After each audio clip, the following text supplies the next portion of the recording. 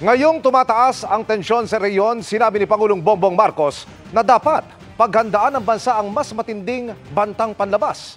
Ang pahayag na yan, kasunod ng kauna-unahang military exercises ng China sa loob ng ating exclusive economic zone. Nakatutok si Dano Tingkungko. Sa bisperas ng Araw ng Kalayaan at suot ang mga bangkang gawa sa papel, nagprotesta sa harap ng Chinese Embassy ang iba't ibang grupo laban sa panghaharas ng China sa West Philippine Sea.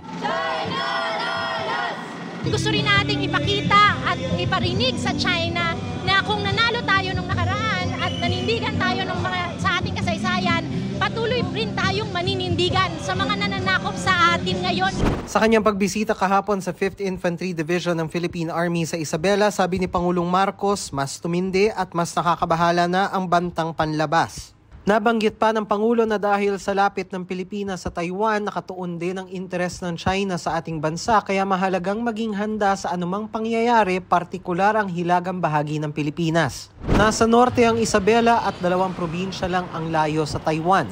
Muli ring iginiit ng Pangulo na hindi kumukuha ng teritoryo ang Pilipinas pero hindi rin papayag na may kunin dito. Ang mga pahayag ng Pangulo ay kasunod ng isinagawang military exercises ng China sa Escoda Shoal na nasa loob ng exclusive economic zone ng Pilipinas. Sabi ng AFP, ito raw ang kauna-unahang military exercise ng China sa loob ng ating EEZ. Bukod dito, sabi ng AFP, dumami rin daw ang warships ng China sa West Philippine Sea. Mula sa 11, dumoble na raw ito sa 22. Hindi naman daw nababahala rito ang AFP.